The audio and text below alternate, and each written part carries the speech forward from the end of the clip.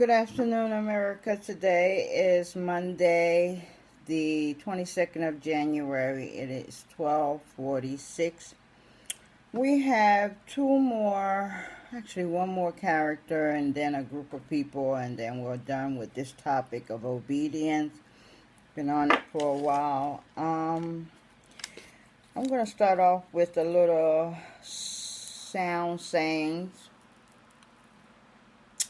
This is coming from Colossians, chapter 2, verse 13. And it says, "And you, being dead in your sins, has he quickened together with him, having forgiven you all trespasses. And you, being dead in your sin, has he quickened together with him, having forgiven you all trespasses." The back of it says, it's coming from Psalms 103:11, and it says, "For as the heaven is high above the earth, so great is his mercy towards them that fear him." For as the heavens is high above the earth, so great is his mercy towards them that who fear him. So if you are among the people of God that has true fear for him, then your mercy, his mercy upon you is greatest. That's what it says here. And that was from Psalms 103:11. I'll read it one more time. "For as the heaven is high above the earth, unreachable by man, so great is his mercy towards them that fear him." Okay, that is our sound saying for today. We're going to be reading about Zerubabel, Haggai, the book of Haggai. We have not read from this book very often in 2017, so quite naturally I'm going to give you an introduction to it so you don't go into this reading blindly. Haggai, it was the dates written were between 520 BC. This is before Christ. The time span slightly less than 4 months. The title from the book's author, Haggai. The background: it has been several years since Zerubabel, the governor, and Joshua, the high priest, led the first return of exiles to Jerusalem to rebuild the temple of God.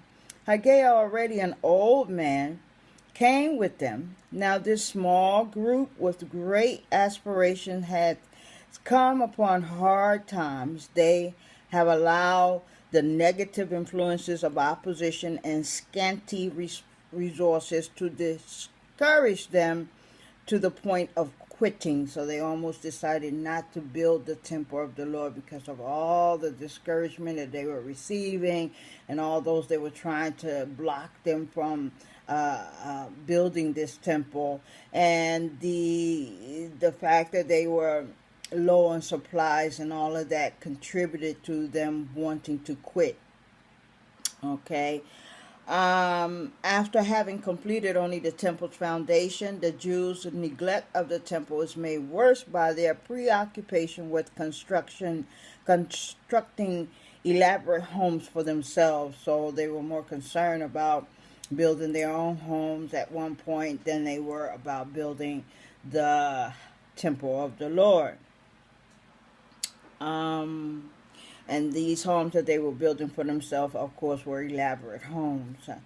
The Spirit of the Lord came upon the prophet Haggai and prompted him to stir the people to resume building the temple.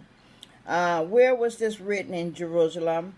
To whom? To Zerubbabel and Joshua in particular, and also to all Jews who returned from exile to Jerusalem. The contents of the book of Haggai says, the elderly Haggai exhorts, which means to encourage, the people to get excited and committed to the work of rebuilding the temple, which has ceased. The best way possible for Haggai to do this is to give them a glimpse of what they have lost. The vision that blessings came to those who put God first in their lives, and the vision of God's glory fulfilling the new temple when it is completed. But even his message of hope is not lacking a rebuke and judgment of the people for their sins. Zerubabel and Joshua were committed to let the Lord's presence guide their leadership for the people. Finally, the establishment of God's eternal kingdom is foretold, where Zerubbabel will be honored for his part in helping complete the temple. So he did receive an honor for that. Keywords in the book of Haggai is reconstruction, priorities. Before the reconstruction of the temple can be completed, first the heart of the people need to be built up. Haggai encourages the people to seek proper priorities, which will result in God's glory upon the new temple. Themes. What did we always say themes are? PowerPoints that don't need to be proven. That's what themes are. PowerPoint facts that don't need to be proven. It's a fact that the sun rises in the daytime, and it is a fact that the moon governs at night. Okay, those are facts. So the first fact we have here in the book, in the themes, is in order for a project to be completed, it first must be started. In order for you to complete any task, any goal, you have to first get started. Common sense there. All right. Fact number 2, a job half done is a job not done. A job half done is a job not completed. All right. The third fact, if we commit our ways to God, He will guide and bless our walk. If we commit ourselves to God, then He will guide and bless our walk. Wherever we're walking towards, whether it's a goal, whether it's some kind of plan that you have, whatever it is, if God is in that plan, your walk will be smoother. If you are walking alone, then you're going to come across a lot of bumps, a lot of obstacles, a lot of issues, and you will not meet your goal, and you will not accomplish anything without God having His hand in it, period. And it doesn't matter whether it's in the biblical time or today. If God is not backing you up, you are walking along, my friends, my sisters, my brothers, and whatever you're doing, it will not come to pass. Okay, if you're doing it by yourself. The next point is, I'm going to repeat that last one because it's very important. If we commit our ways to God, He will guide and bless our walk. But if your ways are not committed to God, and you're doing a lot of wickedness, and you're committing a lot of sins, God will not walk with you. All right? Okay? Because in order for you to receive His blessing, you must have fear for Him, and you must be committed to living your life according to the way He destined for you to live. All right. We should avoid compromising situations. Don't compromise your principles. Don't compromise your faith. Don't do any compromising at all when it comes to your principles and your faith. That is something that you just can't compromise with. All right? And situation. We should avoid compromising situations. And the next fact is sometimes we settle for good when we could have the best. So whenever you're going after something, don't just go for that which is good. Go for the best that God has for you. And I encourage everybody to do that. Regardless of what it is that you're going after, make sure that you go after God's best, not just anything that rolls your way. All right? I will repeat that one also again. We should avoid compromising situations. Sometimes we settle for good when we could have the best. Prosperity and other standards of success hold no lasting contentment when we place our concerns ahead of God. We should always put God first in all that we do. Whenever we're doing something, we should always ask God first to guide us, to help us, to direct us, to instruct us. And when we do these things, He will do as you ask, and He will not leave you like man will. Okay? And those are the themes. So let's begin with a little bit of information about Zerubabel, who we're reading about today. It's always good to know, more than just a little about the person you're reading. His name is Zerubabel or Zorobabel. Zerubabel or Zorobabel. It can be spelled Zurubabel or Zorobabel. Either way, the name means seed of Babel. Okay, Babel means confusion, so his name means seed of confusion. Okay, but disregard that because he has a great history. Okay, he is also, Babel is also a city built by Nimrod in the plains of Shinar. It's in Genesis 10:10. So Babel is also the name of a city built by Nimrod. Nimrod means strong. Nimrod means strong. Who was Nimrod? He was Ham's grandson. Everybody knows that Ham is one of the sons of Noah. Noah had 3 sons, Ham, Shem, and Japheth. Okay, Ham happened to be the youngest son. So Nimrod was Ham's grandson, and that's in Genesis 10:6-8. Nimrod became a mighty hunter in Genesis 10:8-9. He established his cities such as Babel in Genesis 10, verses 10-12. Ham means hot. Ham means hot. He was Noah's youngest son in Genesis 5:32. Ham is also the one that discovered his father's body after his father had drank too much wine. And it says here his immortal behavior merits Noah's curse in Genesis 9:22-25.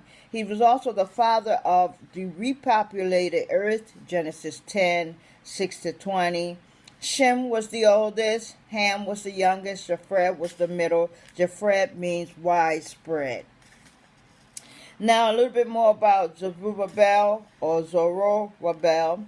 He is a descendant of David. In 1 Chronicles 3, verse 19, he is the leader of the Jewish exile in Nehemiah 7:6-7. He restores worship in Jerusalem in Ezra 3:1-8. He rebuilds the temple in Zechariah 4:1-14. His prophecies concerning him are spoken in Haggai 2, verse 23. And he is also the ancestor of Christ, and that is in Matthew 1:12-13 and Luke 3, verse 27. Okay, so now let's go into the reading for Zerubabel, another obedient servant of the Lord Most High. This is a very, very, very short reading. It only has 15 verses in it. It has silver for history, it has pink for witnessing, it has black for sin, it has red for discipleship, and it has a substantial amount of uppercase lettering here in verse 2, 3, 4, 5, 6, 7, 8, 9, 10, 11, and a few words in verse 13. So let's begin. Haggai calls for the Lord's house to be built. That's the old prophet. And the people do the work obediently. Okay, this is something that the people are not today. They're not very obedient at all. Matter of fact, they actually don't even like to hear the words of God. They listen to maybe a verse here and a verse there. And the remaining 45 minutes are just made up babbling from the servants of whatever house you've gone to worship. Okay. In the 2nd year of Darius the king, in the 6th month, in the 1st day of the month, came the word of the Lord by Haggai the prophet unto Zerubbabel the son of Shealtiel, governor of Judah, and to Joshua the son of Josedek the high priest, saying, this is the pink now. Pink is from 2 to 8, all uppercase lettering mostly. It says, Thou speakest the Lord of hosts, saying, here comes some uppercase lettering. This people said, the time is not come, the time that the Lord's house shall be built. So this is what the people are saying. This people say, the time is not come, the time that the Lord's house shall be built. 3. Then came the word of the Lord by Haggai the prophet, saying, uppercase lettering again, verse 4, It is time for you, O ye, to dwell in your shield the houses, and this house lies wasted. Okay, 5. Now therefore, thus said the Lord of hosts, here comes some uppercase lettering, consider your ways. 6 is all uppercase. Ye have sown much, and bring in little. Ye eat, but ye have not enough. Ye drink, but ye are not filled with drink. Ye clothe you, but there is none warm. And he that earneth wages to put it into a bag with holes. Okay, a bag with holes means that you're putting your money away, but it's not sustaining. The money is not staying in the bag. It's like there's a hole in your bag, so the faster you put money in, it goes right on out the bag. Okay, so they're not saving money. They're putting money away, but it's not being saved. That's what it means when you have a hole in your bag. Okay, I'll read that again. And he that earneth wages to put it into a bag with holes. Okay. 7. Thus said the Lord of hosts, consider your ways. That's the second time he said that. 9. Go up to the mountain and bring wood and build the house, and I will take pleasure in it, and I will glorify it, said the Lord. 9, 10 to 11, all uppercase, all black. Ye looked for much, and lo, it came to little. And when ye brought it home, I did blow upon it. Why, said the Lord of hosts? Because of my house that is waste, and ye run every man into his own house. His house looked like a dump, and every man was going into his elaborated home. Okay? 10. Therefore, the heaven over you is stayed from dew, and the earth is stayed from her fruit. Okay, 11. Still uppercase lettering, still black. And I called for a drought upon the land, and upon the mountains, and upon the corn, and upon the new wine, and upon the oil, and upon that which the ground brings forth, and upon men, and upon cattle, and upon all the labor of the hand. So the Lord just punished everybody. No rain for the earth, no rain for your crops, no rain for your beasts, nada. Okay, 12 to 14 is read for discipleship. Then Zerubabel, the son of Shealtiel, and Joshua, the son of Jehozadak, the high priest, with all the remnants of the people, obeyed the voice of the Lord their God and the word of Haggai, the old priest, the prophet, as the Lord their God had sent him, and the people did fear before the Lord. This was a generation of people who knew what it was to fear the Lord. One thing about fearing, having true fear for the Lord, America, fear for the Lord will keep you doing a whole lot of wickedness. Fear for the Lord will keep you from dishonoring your parents. Fear from the Lord will keep you from being deceptive and trying to gain things in a deceptive manner. Fear for the Lord will keep you from mistreating other people, even when they are mistreating you. Fear for the Lord will keep you in line in life on here on earth. But if you have no fear for the Lord, you will do all kinds of monstrosity. You will disrespect your parents. You will disrespect your spouse. You will disrespect yourself. That's because you have no fear. Okay? So the people at this time was a very fearful people of God. Okay?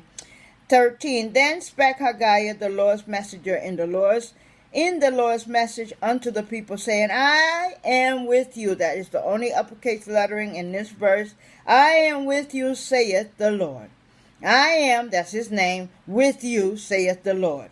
14. And the Lord stirred up the spirit of Zerubabel, the son of Shealtiel, governor of Judah. He was the governor, and the spirit of Joshua the son of Josedek the high priest, and the spirit of all the remnants of the people. And they came and did work in the house of the Lord of hosts their God.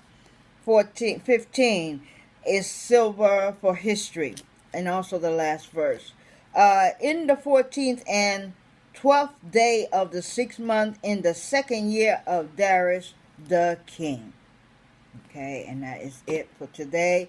And we learned about our faithful brother Zerubabel and Joshua and Haggai, all faithful servants of the Lord, all having true fear for the God of Israel. And hopefully that you and me are the same. We have true fear for the God of Israel. And if we maintain this fear for our whole earthly lifetime, we will be blessed many, many times over and over again. The Lord will bless you when you are young. He will bless you when you are old. He will just continually bless you without limitations, because that's what he likes. He likes to be respected, he likes to be feared, and he likes to be worshipped worthily. So hopefully that is the mindset that you have, and if that is the case, then you will have a very, very blessed 2018 year. Thank you very much for listening to us here at Spiritual Water. My name is Brenda Guerrero, and as always, may the peace of God be upon thee. May the protection of God surround thee, and may the will of God for your life come from thee. Until the next time, have a beautiful day, and see you tomorrow.